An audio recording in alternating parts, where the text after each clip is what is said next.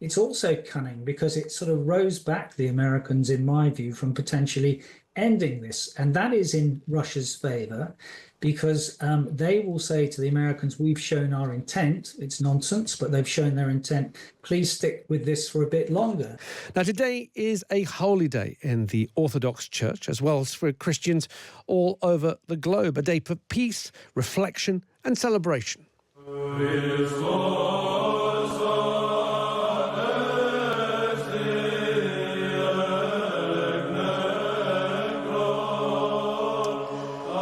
But this Easter Sunday has been marked by shelling in Ukraine. As we reported yesterday afternoon, just before the show came to a close, Russian President Vladimir Putin announced his military would observe a temporary ceasefire for the holiday to expire at midnight on Monday. But Ukrainian President Volodymyr Zelensky said Russian forces continued to attack Ukraine. Both sides now have accused each other of breaking the ceasefire.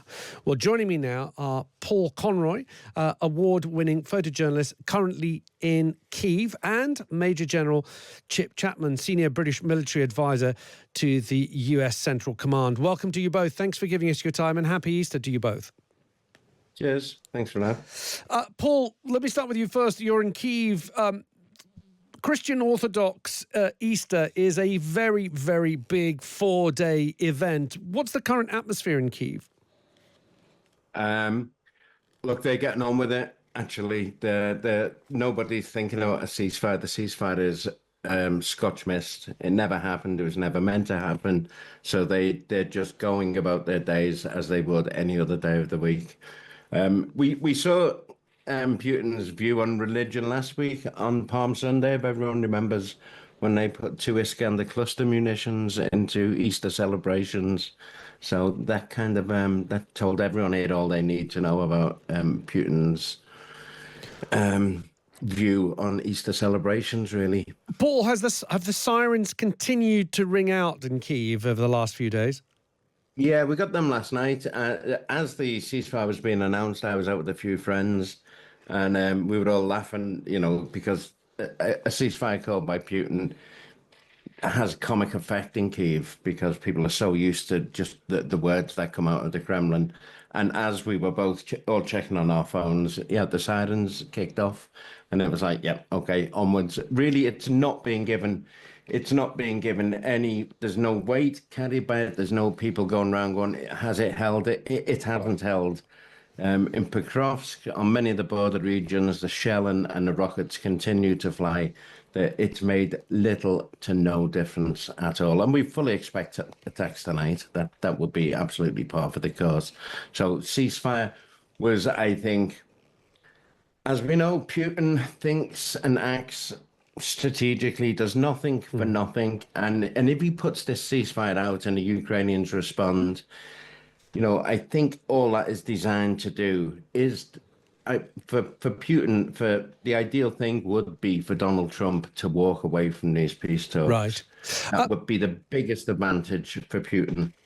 Major General Chip Chapman, what do you make of what you've heard from Paul yesterday as that goodwill Easter ceasefire was being announced? Many questioned it. Many questioned whether that was a genuine olive branch because of the Easter celebrations, or perhaps a stratagem, perhaps almost a trap for Ukraine, where it could be used to say, well, look, it hasn't been observed. We heard from the White House only a few days ago that they are prepared to walk away if both sides don't show genuine commitment to peace. Was this a trap by Vladimir Putin? It's cunning. I don't think it's necessarily a trap. I think you have to go back to the first thing that Trump said in May 23. What he really wants to do is stop the killing, and it frames that in terms of a humanitarian peace. Of course, the problem with that is it rewards the aggressor. And so he can dress this up in cunning terms as that he's stopped the killing, even if it's for a short period of 30 hours. Now, again, the flaw is, of course, this is not a ceasefire. It's a truce, and it's asymmetrical. That is, it's very poor timing if you only give the details of it a few minutes before. And, of course, you're going to get a slip between the cup and the lip, because the length of time it takes to get your command, control, and communication throughout a chain of command means that the responsiveness of everyone to implement this is not going to be there. It's also cunning because it sort of rows back the Americans, in my view, from potentially ending this. And that is in Russia's favor because they will say to the Americans, we've shown our intent. It's nonsense, but they've shown their intent. Please stick with this for a bit longer. And there's a good reason for that. And the two reasons that you'd say at the moment for that are, firstly, this notion that we've had in the last few days that the US might recognize Crimea. And the second one, really based on what Witkoff has said in terms of the quickest way to end this and broker a ceasefire. And a ceasefire is different because that is symmetrical and generally is a formal agreement between two sides to halt combat operations, whereas a truce is from one side. So he wants to broker a ceasefire. And the easiest way to do that from Witkoff's perspective is to give not only Crimea, but the four oblasts of Zaporizhzhia, Kherson, Luhansk, and Donetsk. That would lose America its moral authority completely. But I think that's why Russia have done it for the moment. It will have no real impact. And I would say that when this ends, that you'll probably have an escalation. Hostilities will go back to the sort of 267 drones, for example, which Russia fired on the night of 23rd, 24th of February. There is still a chance of a ceasefire this year, not a truce. And Budanov really articulated that 2 months ago. And the two reasons for that is Russia might require a break to a lack of relative strength. They cannot achieve any of their operational objectives. And secondly, for the immense financial burden that it currently imposes on Russia. That does not mean that they will not try and achieve ultimately their operational and strategic objectives, which are still to regain lost territory and spheres of influence and to caveat severely the sovereignty of Ukraine. Major General, Mark Caglioti has written a piece in today's Sunday Times, a really fascinating speech. We spoke to him yesterday, but in his last paragraph, in fact, he puts forward what might be what we sleepwalk into, if you like. In this version, he says, Russia remains in control of the occupied territories, but no legal title to them. Ukraine is excluded from NATO, but retains its sovereignty. Some sanctions relief is offered to Russia, while Ukraine is given access to $300 billion of that frozen Russian sovereign assets to help rebuild. He goes on to say, a deal, in short, that leaves no one truly happy. Is that where we're headed?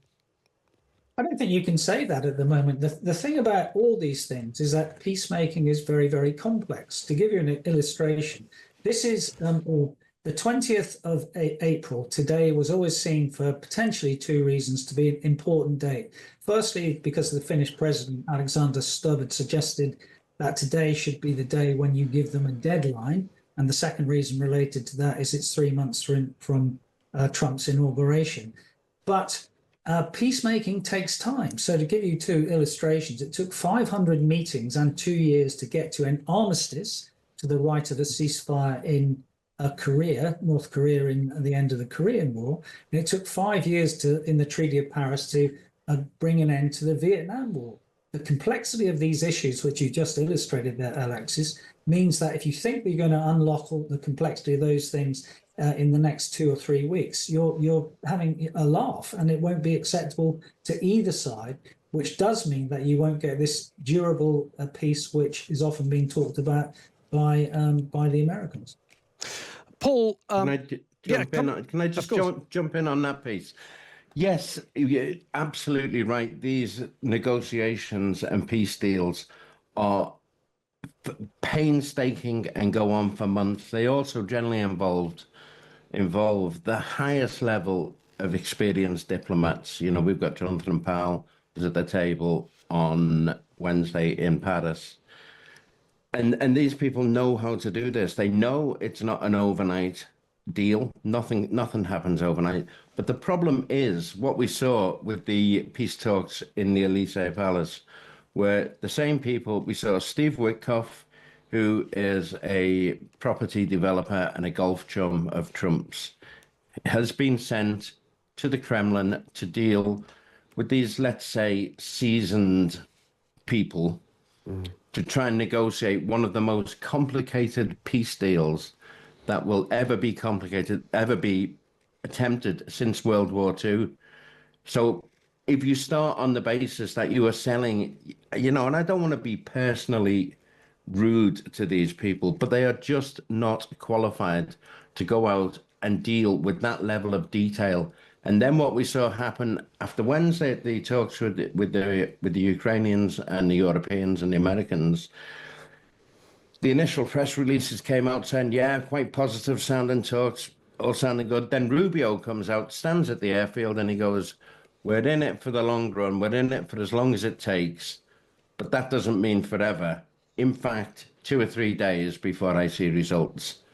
There is a major, major sticking point to any form of peace is to have people of that level negotiating with the people from the Kremlin. And then them orders are taken back to the White House and on the whim, because we've seen how Trump's behaved since he got in power, on the whim of how the day takes him, that can all be torn up and start again if it doesn't look like he's getting it how he wants it. Okay. It's a really bad situation. Okay, I have to leave it there because we've run out of time, but it's been fascinating to hear from both of you. Thank you. Paul Conroy, award-winning photojournalist, currently speaking to us from Kyiv, and, of course, Major General Chip Chapman, senior British military advisor to the US Central Command.